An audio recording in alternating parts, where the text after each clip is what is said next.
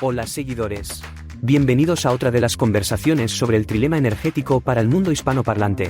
Nuestros anfitriones, María Luisa Castaño y José Antonio Martínez, JAM, conversan hoy con Mónica Puente, directora de UFD en España, presidenta de Futurred y miembro del comité de dirección de ETSO, la Asociación de Distribuidoras Eléctricas Europeas. Como máxima responsable de UFD, la distribuidora eléctrica del grupo Naturgy, gestiona una red de distribución de más de 114.000 kilómetros y suministra electricidad a casi 4 millones de clientes en España. En este episodio, exploraremos la importancia de las redes de distribución y los elementos inteligentes de medición y control en la red y en el usuario. María Luisa, JAM, todo vuestro. Hola Mónica, encantados de tenerte aquí con nosotros. ¿Cómo estás? Muy bien, muchas gracias, María Luisa. Gracias a vosotros. Todos los entrevistados que pasan por estos micrófonos nos traen un dato que está relacionado pues, con alguno de los vértices del trilema que estamos abordando. Mónica, ¿qué dato quieres compartir con nosotros? Pues yo te diría, María Luisa, que en el contexto de transición energética que estamos viviendo, os traigo un dato que es el 81%. El 81% que es el objetivo que establece el PNIEC a 2030 de producción de electricidad con energía renovable. Es muy interesante el dato y muy exigente, desde todos los puntos de vista, porque el 2030 está a la vuelta de la esquina y el 81 es un reto. ¿Cómo crees tú que podemos alcanzar este dato en tiempo y en forma? Pues una pregunta interesante, María Luisa, y de resolución complicada. El 81% de producción de electricidad con energía renovable exige una potencia instalada en España de 160 gigavatios, que es lo que establece el Plan Nacional Integrado de Energía y Clima, el PNIEC. Eso supone más que doblar la potencia instalada que teníamos a día de hoy en España. Y el objetivo final, lógicamente, para conseguir la descarbonización es que esa producción de energía renovable se traduzca en uso final de la energía y lleguemos a un peso de las renovables de un 48% en la energía final. ¿Qué es lo que hace falta para traducir la potencia instalada de generación renovable en uso de energía final? Pues un eslabón que hay en medio, que son las redes de electricidad. El otro día visité el centro de control de red eléctrica y una de sus grandes o de los puntos importantes que surgió fue la frecuencia de la red, que es un término técnico, con el gran porcentaje de renovables que plantea el reto del 81%. ¿Esto cómo es de realizable? Porque parece que ahí el vértice de la seguridad de la energía puede ser un punto flojo. Correcto, José Antonio. Como bien dices, nuestra razón de ser como empresa distribuidora eléctrica, en nuestro caso, o como empresa transportista red eléctrica, es garantizar el suministro esencial. Y para ello, desde un punto de vista técnico, lógicamente hay que mantener unos niveles de tensión y frecuencia en la red de transporte y en la red de distribución. ¿Qué es lo que ha cambiado en este contexto de transición energética? La producción de electricidad. Todos sabemos que históricamente la generación de electricidad venía de las grandes centrales de generación, centrales térmicas, tanto de carbón, de ciclo combinado, centrales nucleares, que están o estaban ubicadas en unas ubicaciones concretas, en este caso en España, y la red de transporte y la red de distribución eran las que conectaban esos lugares de generación con el consumidor final. Hoy en día, ¿cuál es el reto al que nos enfrentamos? Pues que la generación renovable es una generación que está deslocalizada en cualquier sitio de la península donde se dan las condiciones para poder instalar tanto parques eólicos como fotovoltaicos, y las redes de transporte y distribución tenemos que ser capaces de conectar toda esa generación renovable que está en cualquier sitio, pasa a ser una generación distribuida y por tanto las redes tienen una función primordial para conectar esa generación, pero además ser capaces de mantener, como decía antes, esos niveles técnicos de frecuencia principalmente y de tensión en la red para que la energía llegue al consumidor final. Siempre que hablamos de transición energética, nos centramos en el sol, nos centramos en el viento, las tecnologías no emisoras de CO2, pero claro, nos has traído no solo el dato, sino la importancia de las redes, que sin ellas sería imposible. Y además, se les va a pedir un comportamiento y una anticipación muy singular y yo creo que sin precedentes. ¿Cómo crees tú, Mónica, que van a ser capaces estas redes de transporte y distribución de tener esa inteligencia y de entender esta producción deslocalizada? Yo te diría que hay dos aspectos principales. Por un lado, incrementar la inversión en las propias redes, tanto de transporte y de distribución. ¿Por qué? Porque nos estamos encontrando con solicitudes de conexión a estas redes, tanto de generación renovable como de demanda de consumo, porque me entendáis, consumos de potencias muy elevadas asociados a toda la transición energética. Cuando hablamos de electrificación de la demanda, pues nos estamos refiriendo a conectar potencias para generar hidrógeno verde, por ejemplo, o conectar baterías, además de conectar esa producción de generación renovable. Todo eso requiere reforzar la red de transporte y la red de distribución, y cuando decimos reforzar e incrementar la inversión, pues implica hacer una nueva subestación, incrementar la potencia instalada en una subestación, hacer una nueva línea de distribución, reforzar una potencia de una línea de distribución existente. Y todo eso requiere, según lo que establece el PNIEC, también en el apartado de redes, más que duplicar la inversión que estamos haciendo a día de hoy en España en redes de transporte y distribución. El PNIEC, por daros un dato, establece un objetivo de invertir 52.000 millones en redes de aquí a 2030. ¿Por qué? Porque las redes son ese eslabón que conecta, como decía antes, la producción, conecta a los clientes que tienen demandas intensivas en energía y conecta finalmente al consumidor final. Este es un primer punto, más que doblar la inversión que estamos haciendo a día de hoy en las redes. Pero por otro lado, como bien decías, tenemos que ser capaces de optimizar la capacidad instalada en esas redes. Para optimizar la capacidad instalada en esas redes y además, y vuelvo a aludir al dilema energético, garantizar ese suministro esencial, las redes tienen que ser inteligentes. Y ese es el concepto de Smart Grids. ¿Qué significa Smart Grids? Smart Grids significa que las redes sean capaces de vehicular la energía en dos sentidos, tanto desde el tradicional sentido de origen de generación hacia el consumidor, como el sentido bidireccional desde el consumidor final aguas arriba. Vamos a tener consumidores como son los autoconsumos. El cliente final pasa a ser una figura activa en la transición energética porque tiene que conectarse con las redes ya no solo para consumir, pero ¿por qué no también para generar? El cliente final tiene un autoconsumo instalado en su vivienda en determinadas horas del día. Va a generar su propia electricidad para consumir, pero en determinadas horas del día no va a necesitar esa energía y la va a querer vehicular a través de la red.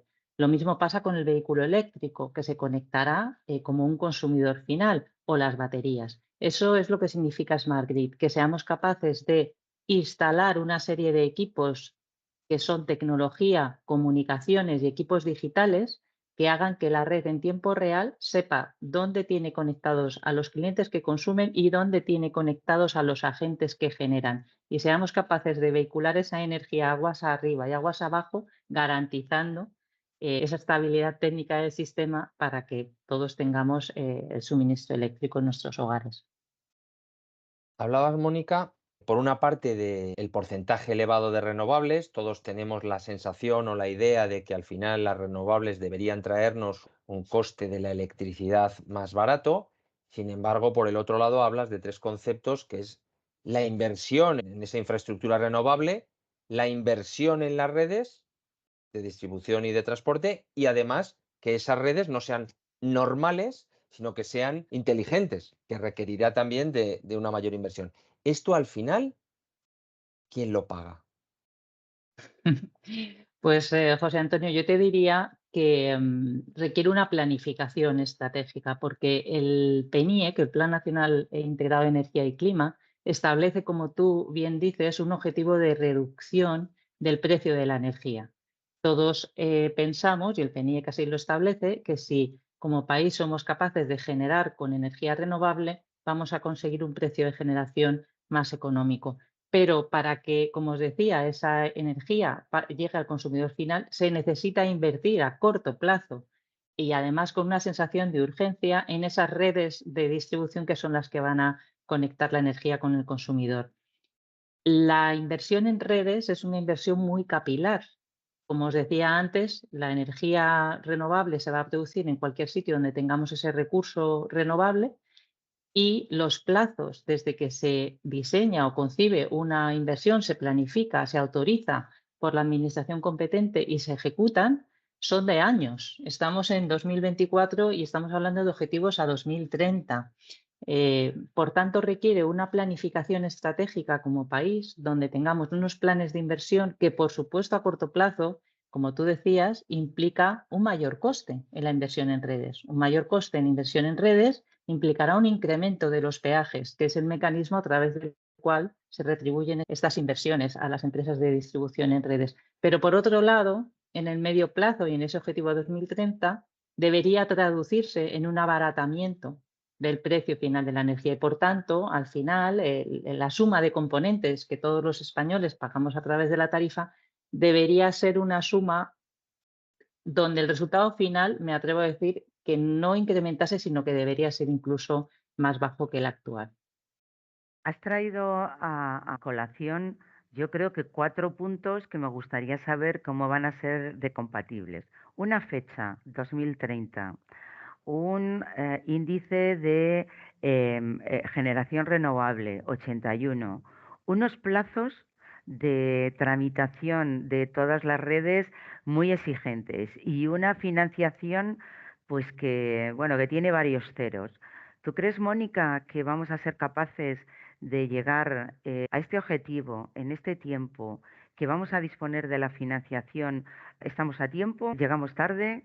Me preocupa porque combinar las 4 condicionantes no es fácil, ¿no? Es un sistema complejo. ¿Cuál es tu opinión al respecto?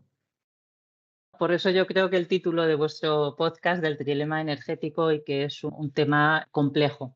No obstante, en mi opinión, si se genera un contexto regulatorio, porque al final muchos de los agentes que participamos en estas inversiones, en concreto en el ámbito del transporte y la distribución, si se genera un contexto regulatorio que incentive esta inversión y que genere un marco estable con unas reglas conocidas ex ante y que además se establezca lo antes posible, pues yo creo que en ese contexto sí que seremos capaces de invertir en las redes de electricidad. Todo ello, junto con otras acciones que están previstas por parte de la Administración, de simplificar los trámites administrativos para que esta generación y estas redes sean posibles y, sobre todo, yo diría, coordinar a todos los agentes implicados para que, si bien los plazos son escasos, seamos capaces de hacer cada uno la labor que nos corresponde. Pero en la parte de distribución de redes de electricidad, yo os diría que lo que necesitamos es hacer atractiva la inversión en redes de electricidad.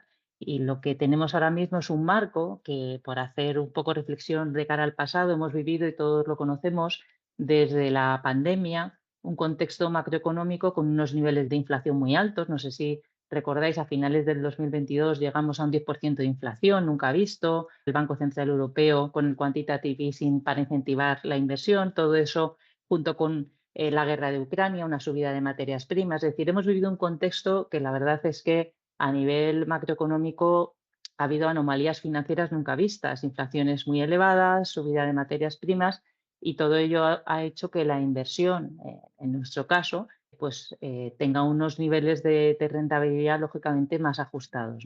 Yo creo que al final, con una buena planificación estratégica, con un contexto regulatorio que dote de una rentabilidad razonable a las redes de distribución y que haya una coordinación de todos los agentes, como decía antes, pues debería ser alcanzable. Y si no, casi te hago la pregunta al revés, ¿no? Deberíamos reflexionar cuál sería el riesgo país o el coste de no hacerlo.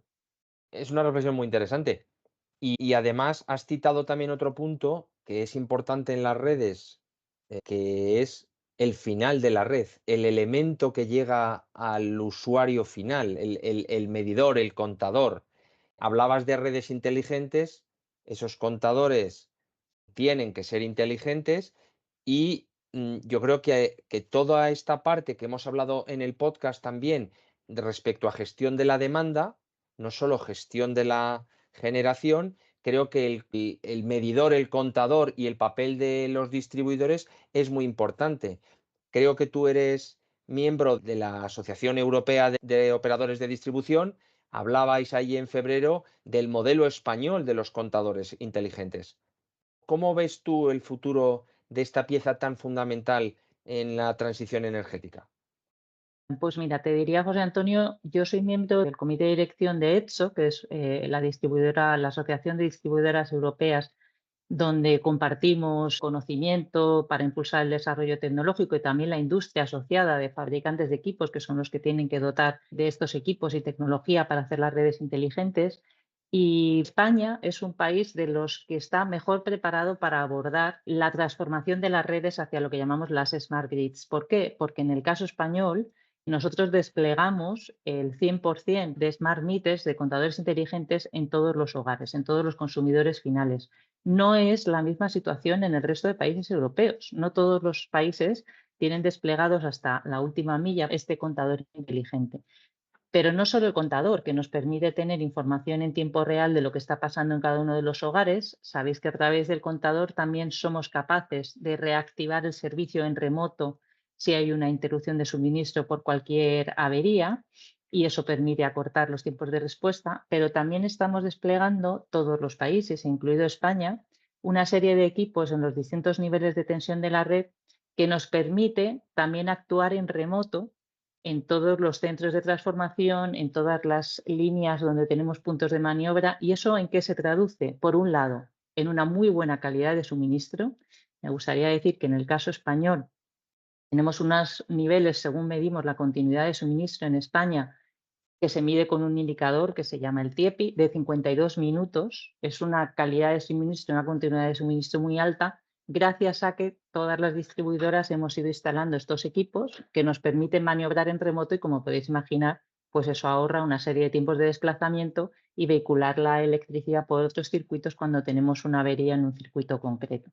Además de estos equipos, para mejorar la continuidad de suministro, nos permitirán gestionar la demanda, que era hacia lo que tú entiendo que preguntabas. Es decir, si tenemos clientes que están dispuestos a en determinado momento reducir la potencia que tienen contratada y en lugar de consumir hasta el máximo nivel de potencia, si tenemos una necesidad en la red donde podemos tener una congestión, podemos jugar con ese mercado que se abre a disposición de las redes de distribución donde determinados clientes ofrecen esa potencia disponible de forma que el distribuidor optimice su capacidad instalada. Es decir, no será necesario invertir el 100% en redes de distribución, sino que una parte será vía inversión y otra parte será gracias a esa tecnología y sistemas digitales y esos mercados de flexibilidad que nos permitirán gestionar esos excesos que puedan tener determinados clientes en determinados puntos concretos con otras demandas que necesiten otros clientes, y la red será capaz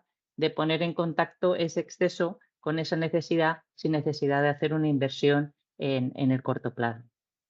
Esta posición adelantada de España, que es un gusto escucharla, ¿por qué crees que ha sido posible? ¿Qué ha hecho España con respecto a otros países que ha permitido tener la posición que nos cuenta y una situación de ventaja con respecto a esta transición?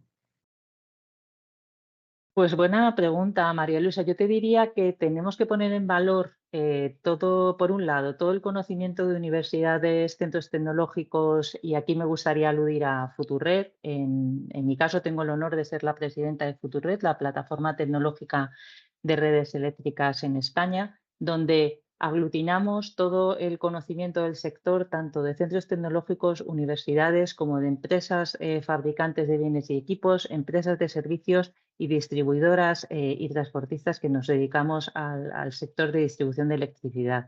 Yo creo que en este contexto hemos sido capaces de visualizar cuál iba a ser el papel de las redes de electricidad en ese objetivo de descarbonización y anticiparnos también en un contexto donde, al estar la administración involucrada también en Futurred, ser capaces de dotar de este marco regulatorio del que hablaba antes, de ese contexto que incentive el despliegue de equipos y tecnología para hacer que las redes sean inteligentes. Y yo creo que eso es un acierto y tenemos que seguir poniendo en valor esta colaboración público-privada, el que estén todos los agentes compartiendo cada uno el conocimiento y la experiencia que tiene en su ámbito de actividad y ser capaces de hacer un plan integrado donde podamos acelerar los objetivos de transición energética. Suena fantástico, Mónica. Un poco para cerrar el podcast, te hacemos la pregunta que le hacemos a todos los invitados. ¿Qué recomendación, qué te gustaría pedir a la lámpara de Aladino para asegurar que el trilema energético se resuelve, que conseguimos facilitar la transición energética? Pues mira, José Antonio, yo por pedir, ya que me lo decís, me encantaría que pudiéramos trabajar cuanto antes en esa planificación de las redes coordinada con la administración, donde tengamos claro cuándo es necesario invertir, ni antes ni después, precisamente para no impactar en ese coste de la tarifa, y todo ello con un marco regulatorio que permita una rentabilidad razonable a todo el sector, que atraiga la inversión y que permita acelerar la inversión que es necesaria en redes con el poco plazo que queda para cumplir los objetivos de 2030. Me quedaría con esa planificación estratégica bien establecida y con un marco regulatorio estable que sea atractivo para la inversión en redes. Una petición que suena estupenda y yo creo que factible. O sea, que a lo mejor no hace falta ni la lámpara de Aladino, solo que nos pongamos a trabajar juntos. Es un gusto escucharte, Mónica, y nos has puesto sobre la mesa muchas cuestiones que ayudan a desbloquear este trilema de energía. Ha sido un placer tenerte en estos micrófonos y estoy segura que los oyentes van a agradecer enormemente tus reflexiones. Pues muchas gracias a vosotros y el placer ha sido mío. Gracias. Esperamos que os haya gustado, y os animamos a que compartáis vuestra opinión en los comentarios del post en LinkedIn. En el próximo episodio, María Luisa y Ham conversarán con el gerente de trading de AES para México, Centroamérica y el Caribe, lo que nos permitirá entender el trilema energético en otras geografías. No te lo pierdas. Y síguenos en LinkedIn, o suscríbete gratis al podcast en la plataforma de tu elección, Spotify, Amazon, YouTube o Apple.